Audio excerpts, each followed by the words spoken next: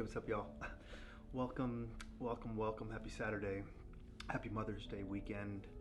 I hope that you all are feeling good.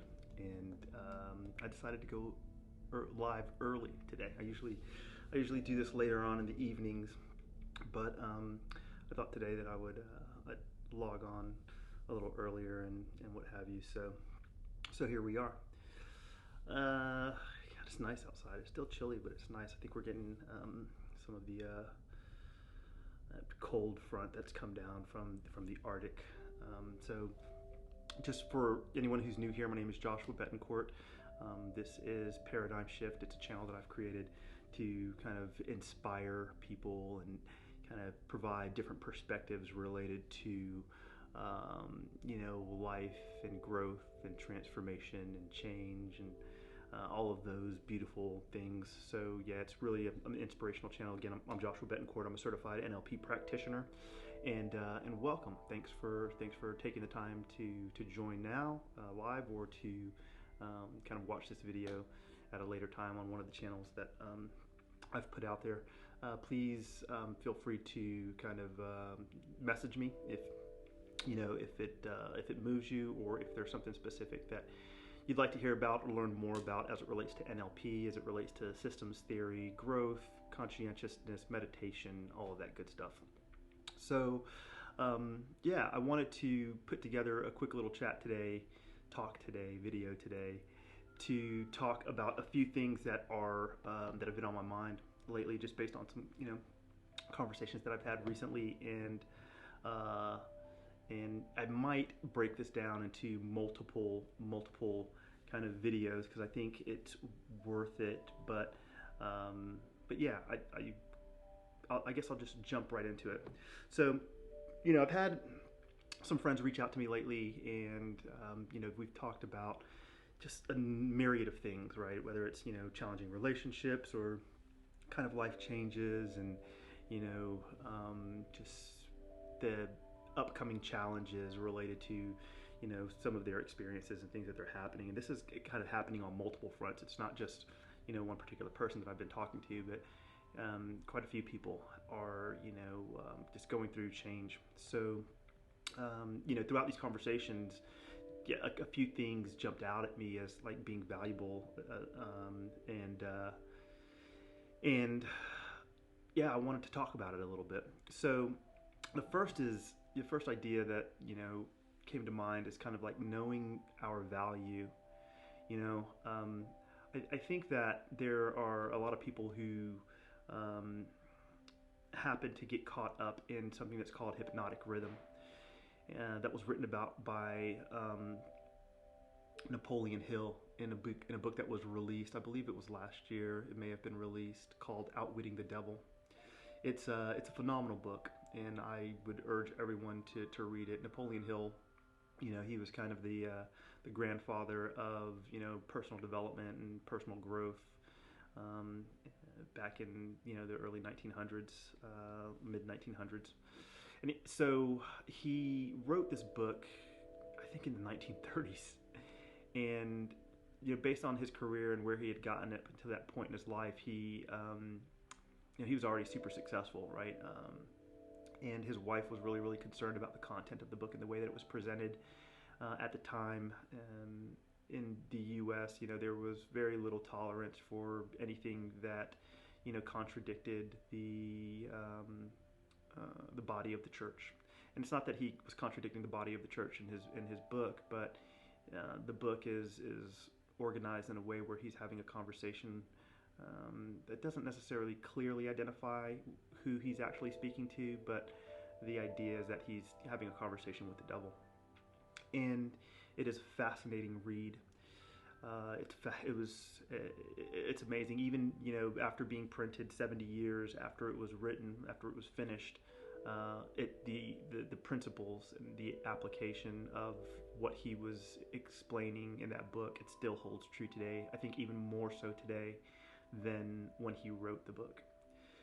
So there is a section of that book that's called Hypnotic Rhythm, and in the explanation of hypnotic rhythm, as he's having a conversation, he's asking how is it that the devil takes control of individuals, and one of these tools and techniques is related to getting lost in the rhythm and the typical cyclical nature of how we live our lives and how we think, and the things that we habituate that might not necessarily be positive, or that might be essentially time wasters, right? Whether it's watching TV, or kind of repeating the same thought in your mind over and over and over and over again. And it's just like the way that it's explained is it consumes your time, and then before you know it, your time is over, and you've spent years or months or however much of your life, right, focused on experiences or thoughts or beliefs or the mundane, and never really lost the opportunity, I suppose you should say, lost the opportunity to take advantage of that time for the creation of the life that you want to live, right? Those things that you aspire to. So knowing our worth kind of relates back to how much we value ourselves. So with that, it's really, really important for me to say that each and every one of you, you're important. You are important. Your life is valuable. You deserve to be happy. You deserve to have love. You deserve to be at peace. You deserve to feel safe, right? These are these kind of God-given natural things that should be part of the experience of life, can be part of the experience of your life. It's just a matter for most of us as to whether or not we choose that. Now, I know there's circumstances where some people can't, right, choose those things, and they have to find kind of other vehicles or other options for how to place their perception in those dire circumstances that they might be in. So I know that this isn't a general blanket statement, but by large, right, in large in part, we can choose those things. We have an option to choose those things. But we have a tendency to forget because we get so wrapped up and caught up in the normal way of our living. So it's important for me to say that you're worthy, and your life is important, and yeah, and that was that part. The second part of it was related to kind of time. I've read a lot of Eckhart Tolle's work in The Power of Now and A New Earth and Stillness Speaks, and almost all of his work I've been interacted with at some point in some form. And the thing that stands out to me is that because we get caught in kind of our habituated way of being, right, we have a tendency to lose perception as it relates to the finite nature of our life. And in doing so, we lose time.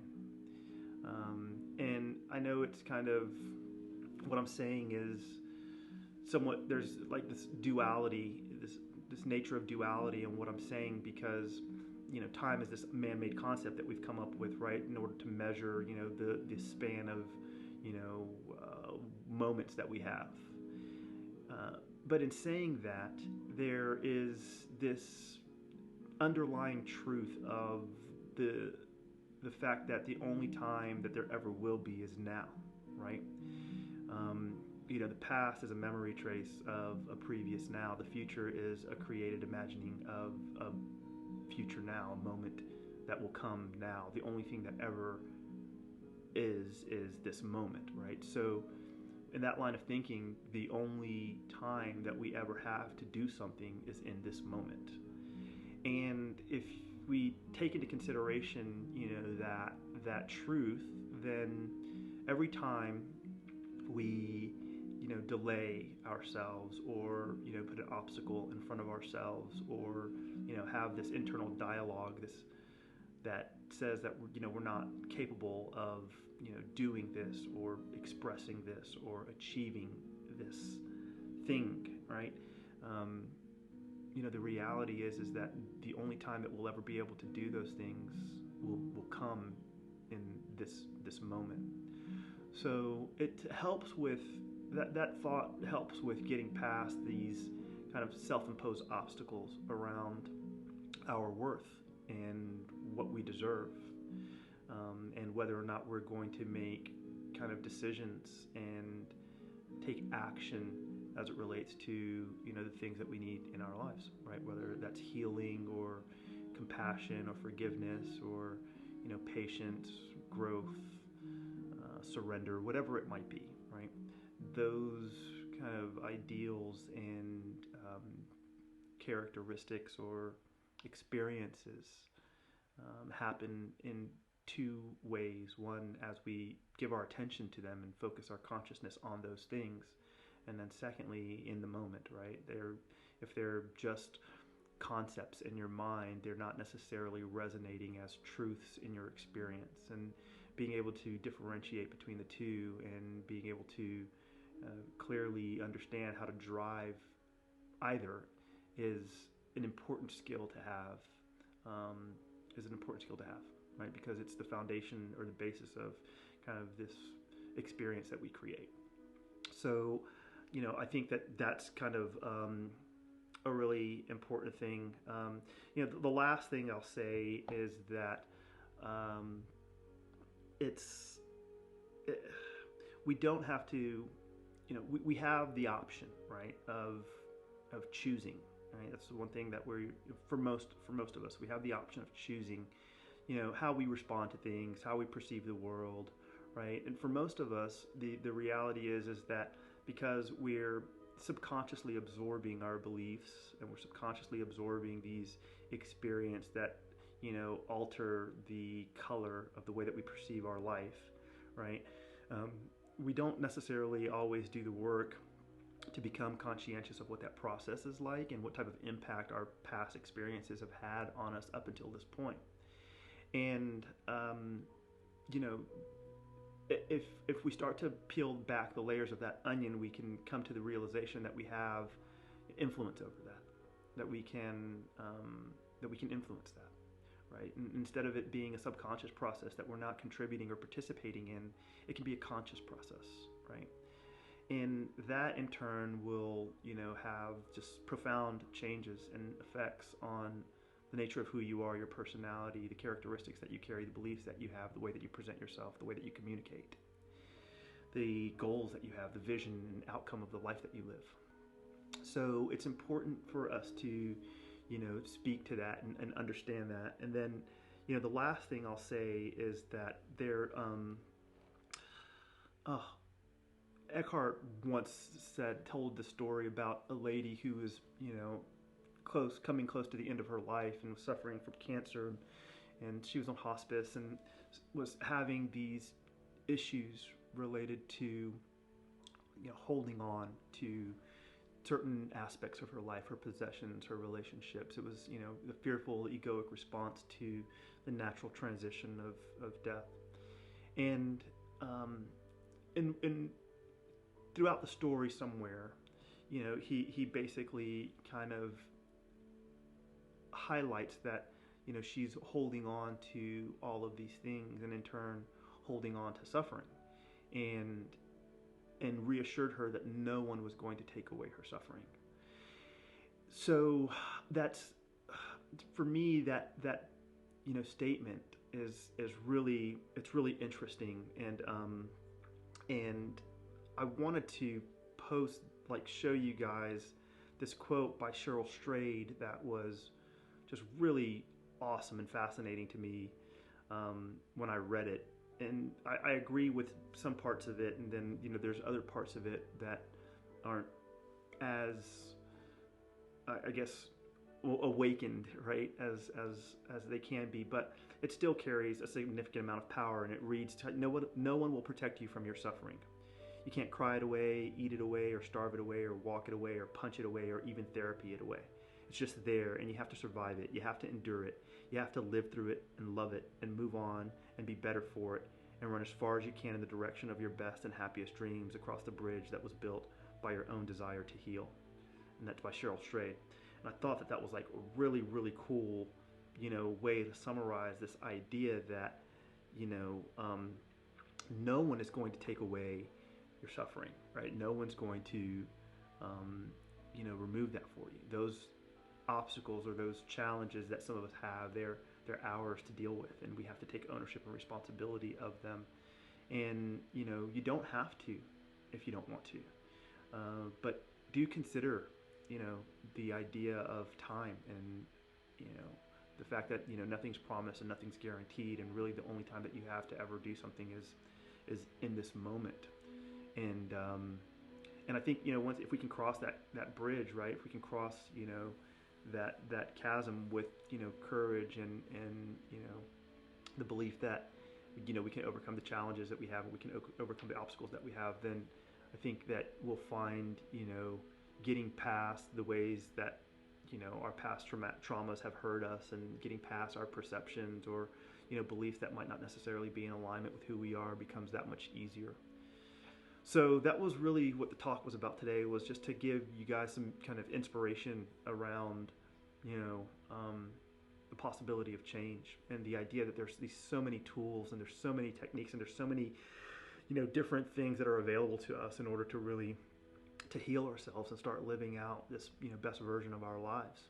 And it just takes a little bit of work and a little bit of time.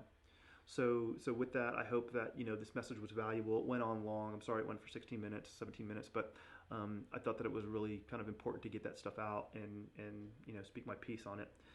As usual, send me comments, suggestions, whatever. Let me know if you're finding value in it, or if there's something related to what the content that's being produced that might be more beneficial. Slowly working on things that'll be coming soon. So stay tuned, stay in touch.